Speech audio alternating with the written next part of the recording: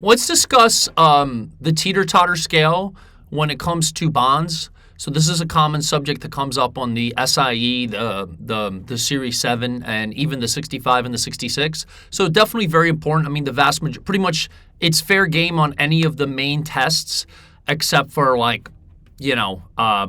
don't see it come up a ton on the 6, and doesn't come up at all on the 63. But those. Other than that, it's pretty important section. So big picture, bonds are, there's different ways to interpret the return of a bond. There's different ways to calculate it.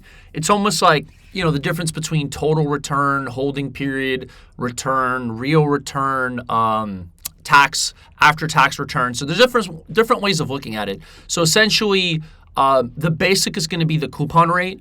Coupon rate is the rate that's set on the bonds, assuming it's not an adjustable or variable rate bonds, the coupon's not going to change. That's just set by the issuer. So if it's an 8% bond, that's always going to be pegged or based on par.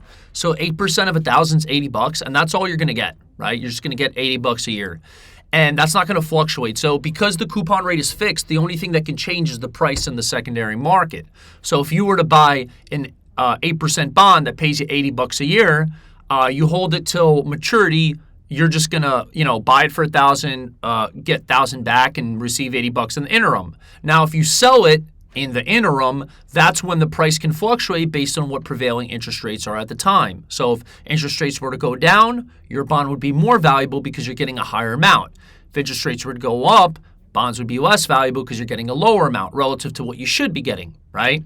So now, when we talk about current yield is it's a return that takes another factor into account. Instead of just taking into account the coupon and the par, now we're taking into account coupon and the current market price.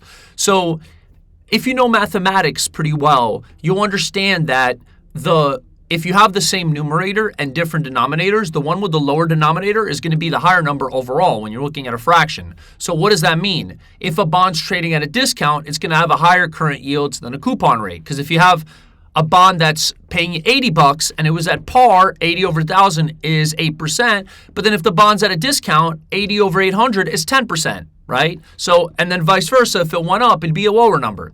So now, if you take the market price into account, discount bonds look more attractive, which makes sense. Then yield to maturity, which is the return if you held the bond to maturity.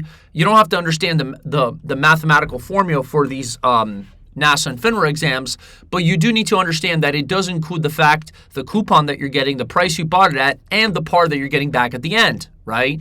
So that's going to favor discount bonds even more because you bought the bond for $800 and you're getting $1,000 back at the end. So that's going to favor you even stronger versus the premium bond. You're buying it for more and you're receiving less at the end, right?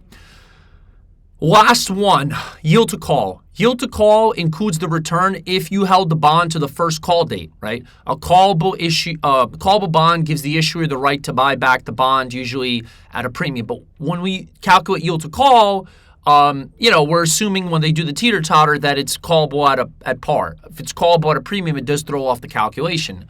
So if it's callable at par, it's going to look even better for a discount bond because now instead of buying it at 800 and receiving 1,000 back 10 years later, you're buying it at 800. It's getting called away in 5 years, and you're getting 1,000 even faster. So that's going to bias the discount bond, and premium. It's gonna almost hurt it even more because now you bought this thing for $1,200 instead of getting 1,000 back in 10 years. So you're losing the money over 10 years. Now you're getting 1,000 back in 5 years. You're losing the money even faster. So hope that kind of makes sense. Please like and subscribe and listen for more. Thanks.